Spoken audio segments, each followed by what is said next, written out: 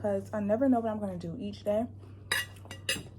Because it's like, unemployed. I've been unemployed for the last 3 months.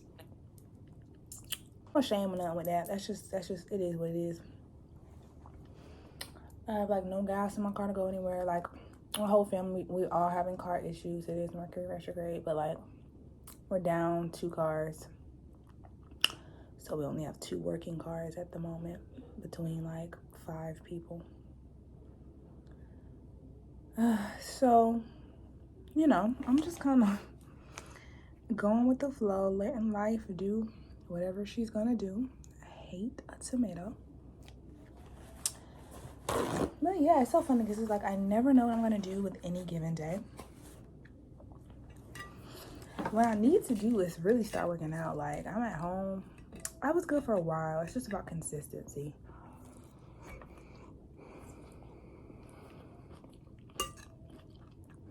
I have trouble being consistent. I do. It's just hard to like motivate myself. You know what I'm saying? And like, I feel like I need a partner when it comes to like daily activities, daily like mundane things. Because I can be so like in my head or like not here that I don't really care about the mundane stuff. But I do best when it comes to working out, going to the gym. I do best if I have someone there with me. And I know that that's not, you have to learn how to motivate yourself, then you can't always rely on other people. But I literally have Libra in my 6th house, the sign of partnerships and partnering and balance, you know, in my 6th house, which the 6th house is the house of like your daily living, your daily life, your routine, what you do every day. So literally like,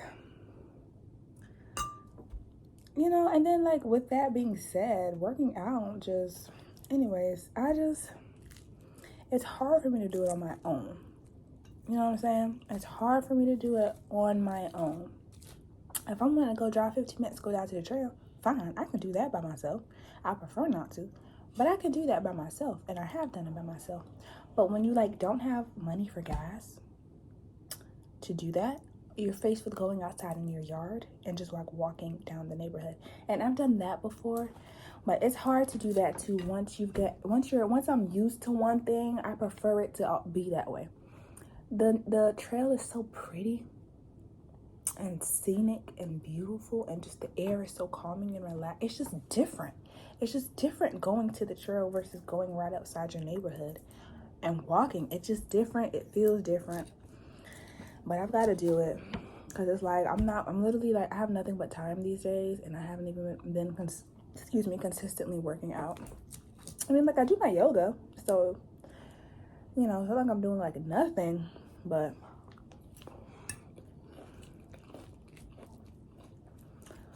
so yeah. But it's hard for me to like motivate myself to work out. I think I just have to change the term. Because when I hear the term to work out, I immediately picture going to the gym or lifting weights. And the whole monochromatic, not monochromatic, but like neutral colors, a lot of men. To me, going to the gym is not fun. It's not fun for me. It's not fun for me.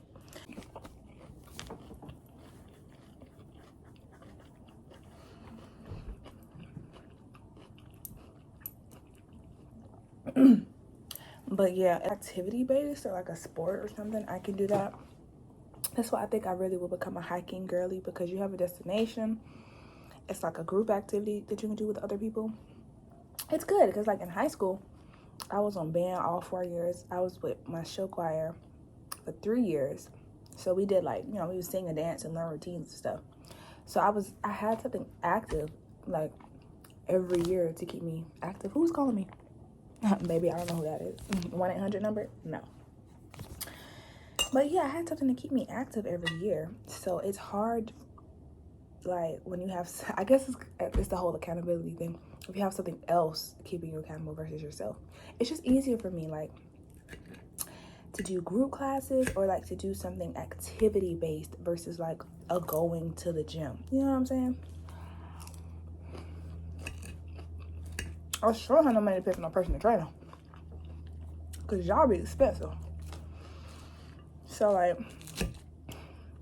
it really is better for me to just go to the trail or whatever. But I'm trying. I'm gonna try some of it myself. And I know, like, at least if I'm doing like some yoga or whatever, I'm still active. But yeah, I don't like the whole working out thing. Then you go to the gym and it's all dark colors. It's like, where's the fun? Where's the pink? Where's the blue? It's all like black and gray and ugly. And the vibes are just never like, no.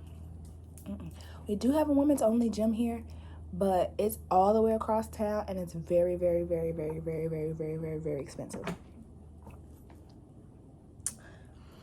So I just have to find ways to motivate myself.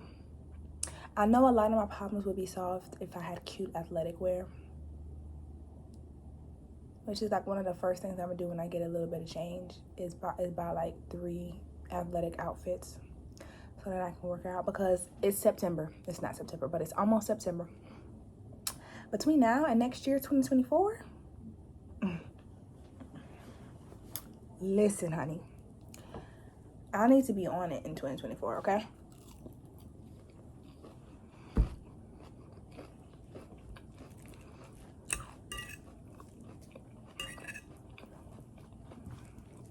Like, I don't know if I have expectations for 2023. I kind of stopped having expectations for years because, you know, I just never know what life is going to do. But it's been a very introspective year. This year has gone by really fast. The time has sped up this year. I think 2022 was the last year. My 2022 was still pretty rough. My 2022 was still pretty rough. But I can say firmly, 2023 has been the best year I've had in a minute. And that's not to say necessarily that like a whole bunch of good things happened this year. It's been a very introspective year. And I think this year is when I've started to see a lot of the progress, or take note of a lot of the progress I've made in the past years. 2022 was still a rough year. 2021 was even worse. 2020 was worse than, you know what I'm saying? So 2022 was still rough, but I can honestly say 2023 has really not been that bad. It's gone by fast. It's been a very introspective year. I've done a lot of growth. Excuse me. And like I said before, I repeat myself. I'm sorry I do that. But I've seen a lot of the progress internally that I've made over the last couple of years this year. So I still had some rough spots, especially like January, February is always kind of rough for me. But it's been a good year. I mean, you know, like, yeah, it's been a solid year. I did not mean to wake up that late. I woke up at 9:45. I'm telling you something. But I woke up like at 3 and I couldn't go back to sleep. I woke up when Zion was getting ready. But you know what? I don't know why I sleeping on my back. But what I tell you, I get the best sleep on my back. I think you do. Yes. For me, I always end up on my stomach, and I always the most uncomfortable on my stomach, and I always end up on my stomach sleeping on my face when it's really the back. It's so good. It's really the back. Like, so I think I could have woken up then, but I was like, no, I'm just gonna use the bathroom and go back to sleep. But it's like when you feel yourself starting to wake up is when you find the best position on the bed. That happens to me every time. Yeah. And I end up staying there for like another 2 more hours. Yeah. And then once I saw like the sun, I was like, oh, it's probably late. Yeah. And I woke up and it was 9:45. Yeah. And you just know it's hot. Like, it's hot and it's like real muggy. It's still like cloudy and stuff outside.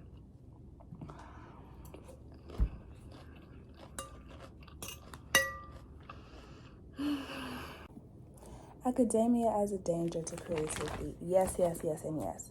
At least as far as my own journey goes, I think, especially in this world, in the Western world, intellectualism is very much more praised than artisticness. STEM is more appreciated in the arts these days. And especially for me, when I was a child, I would have said that I was creative. I had all these big dreams. I wanted to be a fashion designer, a singer, an actress, a movie director, a writer. Like, I wanted to do all those things. And I'm one thing I'm glad that the Artist Way is doing for me is unlocking all of that and helping me realize I can do all of that and I will do all of that. I don't have to choose one lane. I can do everything that I want to do. But I always had all these dreams, and as soon as people realized that I was like academically gifted or I was good at school, it was kind of over for me from there. And all of these gifted programs, whether it was Reach or Duke Tips or eventually the IB program and the IB program, like just sucking the life out of me. I'm telling y'all, it was just sucking the life out of me. By the time I graduated high school, I was in such like a bad place mentally. It just felt like there was no point to like life if I couldn't do what I wanted. And I never understood why, like, and I feel like everybody kind of was pushing on me or projecting onto me a certain life path that I never ever wanted. Like, I never liked school, ever. I always hated school, hated going to school, hated doing my homework. I would want to go to school for like the social aspect, but I did not care about class. I was gonna be Raven, Miley, Demi, Selena Gomez. Like, that's what I wanted. I wanted to be on the Disney Channel, have my own show, and then I wanted to have a singing career that launched from that show. I have all that push behind me and be like a superstar pop star. Like, that was what I was gonna do. And as far as I was concerned, at the age of 5, by the time I was 18, I was gonna be a sensation. I was gonna be a sensation. So college was never, never, and like, I don't even think I knew what college was. Yeah, academia, like that whole world, it just sucked the life out of me, really. Between like that and like church, being raised as preacher's kid, but I'll talk about that some other time too. Quite literally sucked the life out of me. It sucked the life out of me. It sucked all my creativity up, all my dreams. So I really love that Julia Cameron said that academia as a danger to creativity. It is. It is, it is, it is. And it's not to say you can't be academic and creative. Not at all, because I feel like I see a pathway for me as far as like, because I have a lot of interests, guys. I have a lot of interests, a lot of like flighting fancies, all of which I want to pursue. Some of them lead me towards an academic path. Some of them might not, but I see those two worlds very much kind of melding for me. But just academia as a system, as how we practice it here in America. If you think about school, when you're writing papers or doing projects, what do the teachers do when you turn them in? They immediately tell you everything that's wrong with it. They tell you this is trash, this is terrible. You need to do this, this, this, and the third, or oh, you can't. Like, one thing that a lot of my teachers would always say, your writing is good. You know, I always kind of got praised for my writing. Your writing is good, but it's too colloquial or it's too casual. You know, you have to, and you know, they would focus on grammar and syntax and all these things, all these very white supremacist, like, I'm not gonna say supremacist, maybe elitist and classist ideas. Like, what does it matter what grammar I use? You understand what I'm saying anyway. But like, yeah, they'll be like, it's too colloquial. It's too colloquial. You need to speak like this. The academic world likes this. And who's running academics? Like, who's running everything else? White people. So please, be so fucking for real. But yeah, they tell you what's wrong with it. They tell you how you should improve. You have to do first job, second job, you know? And so it does crush the creative spirit. There's just no room for creativity in the academic world. There just isn't. There just really isn't. So I really appreciate that I read that and that it hit me really, really hard. And that just goes to show y'all that like this process, this Artist Way process is very rewarding. It's very, very rewarding. But the amount of things that I have done, or like the way my mindset has shifted, the small changes, they're so small and they're gradual. You won't notice them right away, but they're small changes. But the small changes mean a lot. Like during week 4, my reading deprivation week, where I did no social media, no TV, no reading books, I started designing dresses again. I haven't done that since I was a child. I haven't drawn dresses or anything like that in years before that day. But because I had nothing, absolutely nothing to distract me, I picked up a sketchbook that I had and a pencil and got to drawing. And that was really, really big for me. So the changes are small, but they're very monumental. And I'm on week 8. It's a 12-week journey. I wish I was like recording the whole thing. I kind of was. I talked about it on TikTok a bit, but it's really, I really love it. And like I officially started my YouTube channel. I started posting a lot more on TikTok. And I'm not even, again, this is week 8 of 12 weeks. So I'm really grateful. And it's been a really rewarding journey. It's hard because it's teaching you to take yourself seriously and not to write yourself off. And that all the dreams that you ever had as a child were valid, and you deserve to go after them and to explore them and see what's there. You deserve to heal from everything that could have hurt or crushed your artist. You deserve to heal. You deserve to make art. You deserve to let yourself be creative. You deserve to let yourself learn to be creative. It is a learning curve. The whole term that she uses, that if you're using this book, is that you are a recovering artist. You are a blocked artist. We have to call a thing by its name. We have to call a spade a spade. And like recovering my artist and my identity has been really nice. And it does hold you accountable, because you see there's a sense of responsibility, because what actions can you take every day towards your artistic goals, your artistic dreams, the life that you want to live? And then you'll see, like, week 4 really shows you, when you have no distractions, how much you willingly distract yourself from going after what you want. How are you spending your time? Are you spending your time learning about the things that you love, doing the things that you love, or are you distracting yourself? So there's a sense of accountability and responsibility. There's a very kind of spiritual nature to this whole thing as well. But I really like it. I really, really, really, really like it. Oh, y'all, I look a mess. But anyways, this is me filming my outro for my video. It was just a little mini, tiny vlog plus a chat. You know, I just be talking, y'all. I just be chatting. So I hope y'all enjoyed it.